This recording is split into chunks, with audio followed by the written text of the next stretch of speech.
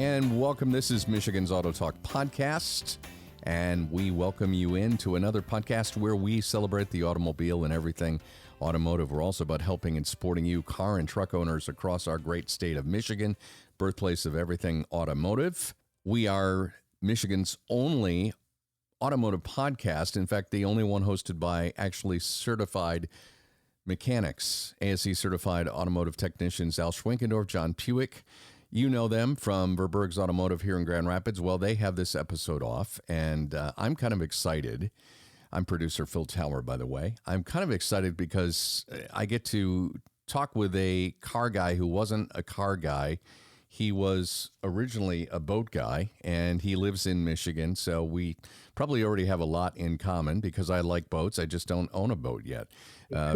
Jeff Peak is a senior editor, great writer for Hagerty. You can learn more at Hagerty.com. I've been telling you this on the podcast for some time. We've had Hagerty writers on.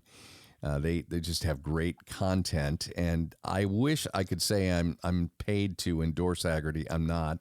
I'm just a fan. I'm a Drivers Club member, and again, I'm by training I'm a content guy, being in radio for so many years. So they've just got great stuff, and Hagerty.com is where you learn more. They also insure classic cars, and by the way, Jeff Peak, you guys are the biggest insurer nationwide of classic automobiles, right? Is that fair to say? Yes, that's correct. We like to say that we are the biggest in the world because we are also in Canada, we're in the UK and Germany. So we're just our conquest for world domination. Well, you're on this episode for a lot of reasons, but primarily to talk about a really cool article recently published at Hagerty.com, 12 hidden gems unearthed in Colorado and South Dakota. They're up for auction. Actually, this podcast drops on October 20th, and they are up for auction. The bidding ends this weekend, actually tomorrow, October 21st, as you're hearing this podcast. But even if you miss the auction and you're listening to this in November, you can check out the article online. We have the link in our podcast notes for this. But I want to talk talk a little bit about Jeff Peak before we get into this cool article you wrote. You're a boat guy, seriously, and then and you're a writer by trading. You're a journalist by trade. I am. And, I think when my wife listens to this, she's going to spit out her coffee in laughter because I actually am not a boat guy. I only am into boats. I was kind of forced into it. She's a boat person, and so I'm not a big boat guy. So to impress your wife, you had to do the boat thing. Well, actually, that's a funny story because she didn't know that I didn't like boats until after we were married, and she was like, "Are you kidding me right now?" I said, "What, you think I'm going to say that when I know you love boats? That's insane." I would shot myself in the foot. So. No, I kept that to myself, and that is a fun thing she likes to bring up now and again, all the time. Yeah. So, I go ahead. No, I was going to say, and you live near water. You're in northern Michigan, so I mean, Absolutely. Why not? You gotta have the boat thing. It's so funny because I always love the water. I love being by the water. I'm just not an on the water kind of guy, which might be insane for somebody who lives in Traverse City, but she has converted me. It's mostly because I get seasick, so now I have to take some drugs and go out on the boat. Because once I'm on the boat, I have a good time. But the boats are her thing. I grew up more as a baseball guy, and that's where you kind of rolling into what you were saying before. Is I didn't start out as a car guy. I was a baseball guy. Baseball was my first love. I ate it, lived it, breathed it. And as it turned out, I became a member of the Baseball Writers Association of America, and Very I was cool. really into it for a long time. Used to vote for the National Baseball Hall of Fame. Just a lot of really cool things that came after that because of my love for baseball. But at the same time, that's why I'm not into cars. My dad would ask me to, hey, you want to come out in the garage and help me on, work on the car? And generally speaking, I'd say, no, thanks. I'd rather play baseball. Well, as it turns out, here I am working for Hagerty after a career as a sports writer. And when I sat down for my interview to come in here, I was pretty upfront with them. I said, I know nothing about cars or boats and or anything having to do with marketing. So where do I sign? Let's get started. And they thought that was funny. But I was totally honest with them up front. And here's the deal about Hagerty, and it continues to be so. You surround yourself with people who are super smart and know a lot about cars, and you're going to learn a lot, and you have people who you can check you fact check with, and you just soak it up. I was here for 2 months when I bought a classic car, because you can't not get bitten by it if you work here for long. Yeah, well, that makes sense, and it is a company, from what I can tell, reading the Hagerty Drivers Club magazine, which is brilliant, by the way. It's my favorite thing that I get in the mail on a regular basis. But you can tell the company from the top down exudes passion for the topic, the subject, which is automobiles, the love of automobiles. And it is one of those super relatable things that, you know what I like to say, Jeff, and I do take my 65 Ford convertible. I do take my Galaxy to car shows. I love the fact that nobody talks politics. There's no divisiveness when you're at a car show. Everybody just loves talking cars. It's so true. It's like a politic-free zone. I mean, it's all about cars. Not that people don't argue, but they argue about cars. And this is better than that, and that's rarer than that, and whatnot. Yes. But politics does not come into play. Yeah. I'm curious, about your journey at Hagerty. Who helped you learn the most about cars, and just how did that process happen? And just talk about that, if you will. Well, I started working in the marketing department. I guess technically I'm still in marketing, but media is its own thing now. We've grown so much as a media team that we are our own entity. So that's pretty cool. But I started out on the marketing side doing things really that were, a lot of it was customer related. I did, email letters and stuff like that for customers. Worked on some advertising. And the more I did that, the more, I started enjoying it and liking cars and what they're all about. But for me, when it came to the technical side of cars, one of the guys who really helped me a lot, because he sat at the time when we were all together in the office, he sat right across from me, and his name is Matt Lewis, and he is was smart all around car guy who I would ask questions to, or say, hey, sometimes because I was kind of a newbie in the car world, something that was interesting to me, I figured maybe might be interesting to somebody else who's just starting to get into it. So I would bounce that stuff off of him, say, hey, is this interesting, or is this something that most car people know? And so it was a good give and take. And there's this PR guy here now. He was in marketing previously. His name is Jonathan Klinger. And he now runs our Hagerty Drivers Foundation. And he's a super smart guy.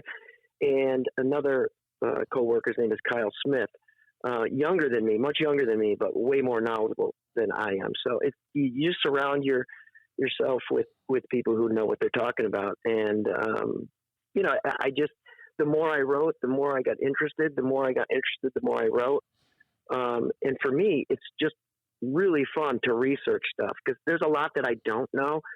My wife tries to remind me that I know a lot now. Certainly I do know a lot more than I started here 14 years ago, but there's still so much that I don't know that I enjoy the research part of it quite a bit. We're speaking with Jeff Peak, senior editor for Hagerty.com, and just an all-around content guy with Hagerty. You've heard us interview Hagerty writers before, and I was intrigued by a recent article Jeff wrote, 12 Hidden Gems Found in, as you describe it in the headline, car hordes, which is interesting. People hoard all kinds of things. Car hoard, that's just another different concept unto itself. Sure. Two different collections, though, one in Colorado, one in South Dakota. You can read this again. We have the link in our podcast episode notes, and make sure you check that out because this is a fascinating article. The discovery happened this year, and it's 2 collections from a guy named Randy, the Randy Milan collection in Fort Collins, and another guy named Gary Kuchar, Car Crazy.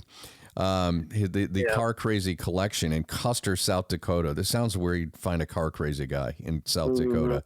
So you could probably call both of those guys car crazy. You don't fill acres with cars unless you're car crazy. Yeah, and these cars were just literally parked out in a field. So first of all, Jeff, how did you find out about this? Well, this is really interesting. Vandenbrink auctions. They're involved. They're out of Minnesota, I believe. Generally involved with just liquidations. Yvette Vandenbrink started it in 2001, so I haven't been aware of it that long, obviously. But the cool thing about them is, with all the high-end auctions that we talk about and write about, this would be, I guess, without sounding derogatory, it just is what it is. It's more the lower end. So they go in and liquidate large collections that, generally speaking, collectors have amassed, thinking someday I'm going to get to that. Someday I'm going to get to that. Someday I'm going to get to that. Who never got to that? Mm-hmm. And so these are cars, vehicles that have sat outside for the most part and have started to, deteriorate, or certainly some of them have deteriorated quite a bit. And so Vandenbrink comes in, does these auctions, sometimes on property, sometimes online.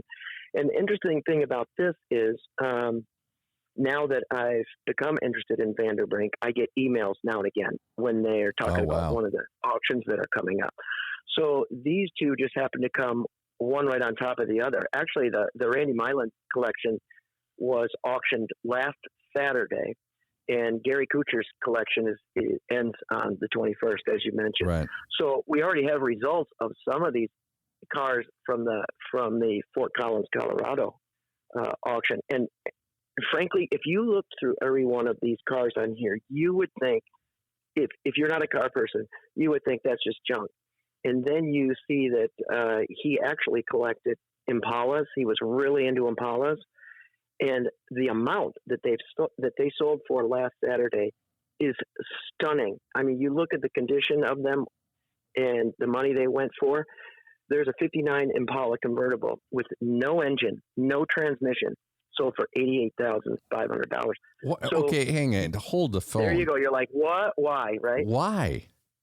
Okay, so first of all, I counted seven Impalas that didn't even run. None of them run.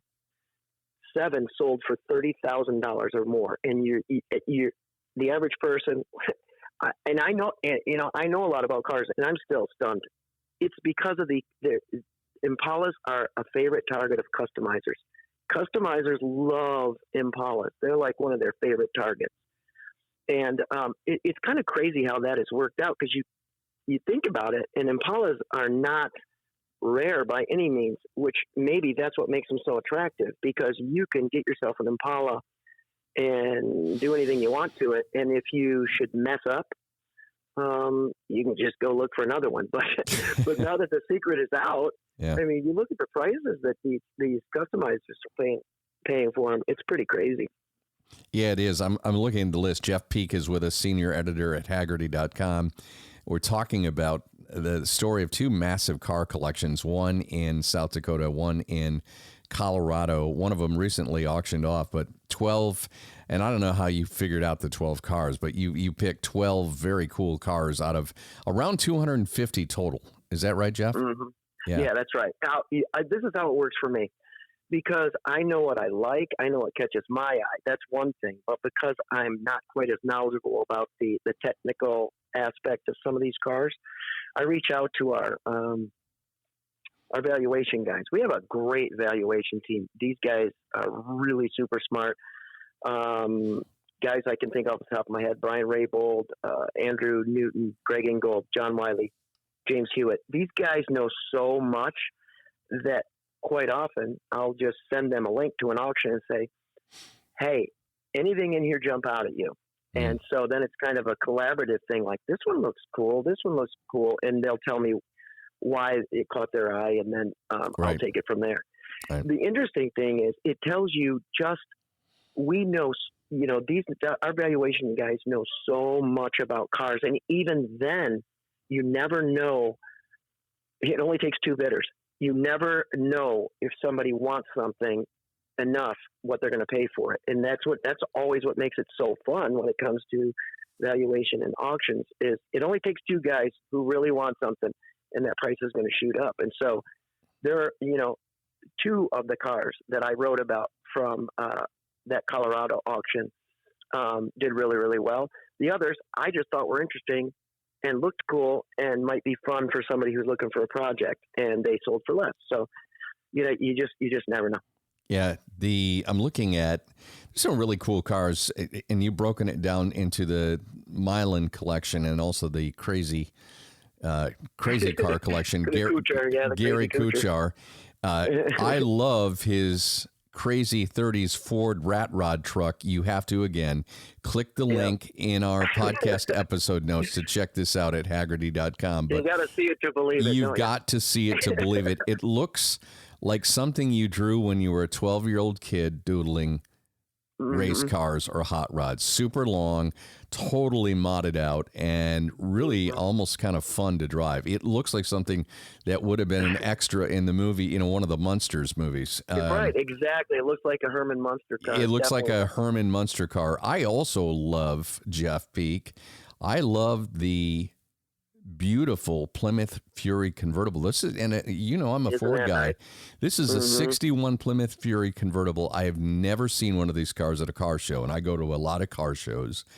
Yeah. This is and it's a number 3 value, which means it looks good from about 30 feet, but it's got a lot of issues. The paint looks almost perfect on this. It's yellow, and it's got that yellow paint. Oh man, that is such an eye catcher. Yeah, and it's almost got a patina to it. It's really cool.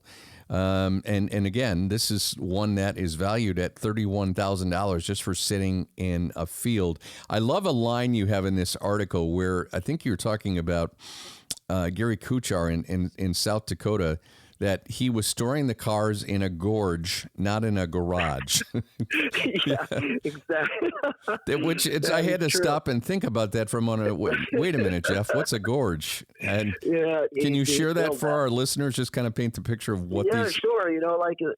They're outside, so we're like in this big gorge, like this valley. I mean, he just filled it with cars. And so it's funny because as I wrote that, I wrote gorge, and then I thought, geez, that looks like garage. People are going to think that he, kept him in a garage. So I better be clear. It's pretty crazy. Yeah. Well, you can check out the article again at Hagerty.com. For the sake of time, we have to wrap this episode up. But Jeff, I would like you to please be a return guest. You've got so many great stories, and thanks. I would really love to just pick your mind a little bit more. I want to hear, okay, I've been in radio for a long time. We are going to give a tease right now for you to come back and listen to the return episode of Jeff Peak, when he will talk about the most exciting time in his life as a collector car owner, which happened in Grand Rapids, Michigan, and the worst time, which happened 30 minutes later. And do not give the story away. I won't say a thing. But it is a wonderful story because I had the same thing happen. I got my Galaxy in Colorado. I bought it from an original owner. I found it on the internet in 1997. So just picture that for a moment. It was actually CompuServe, I think. And I had it shipped here, but I didn't have the kind of story you had, which we'll tease. And will you please come back? Then. Will you please? I would love to. Thank you. And by the way, the car is still with you today. It's a Triumph. What model is it? It's a 1967 Spitfire MK3. Okay, and you don't get car sick when you drive around in that? No, I do not. Okay. No, but I can almost touch my knuckles to the ground when I drive it. Yeah, but it's a cool. I got to tell you, it is a lot of Triumphs. It is one of the cooler looking Triumphs. You picked. Thanks. You picked well, my friend. You picked very well. Thank you. Appreciate it. Jeff Peak, senior editor with Haggerty.com. I knew I was going to enjoy talking with you. Thank you for taking a couple of minutes with me for sharing this story of a great article you've written at Haggerty.com. And, of course, we've already teased that Jeff will come back in a future episode to tell the story of his dream car and what happened in Grand Rapids, Michigan. But it does have a happy ending, right? Right, Jeff? It does have a fairly happy ending. Yeah, fairly happy ending. Yeah. Or as my wife says, looking forward to it. My wife says every car is a money pit, and you just, have to choose selectively about what hole you throw it into. That's true. That is so true. Yeah, Jeff Peak, our guest on this episode of Michigan's Auto Talk Podcast. Thank you so much for joining us. You're welcome. You're very welcome. Talk to you soon. That'll put the wraps on this episode of Michigan's Auto Talk Podcast. By the way, episode 79. You can check out all of our other episodes wherever you listen to your favorite podcasts.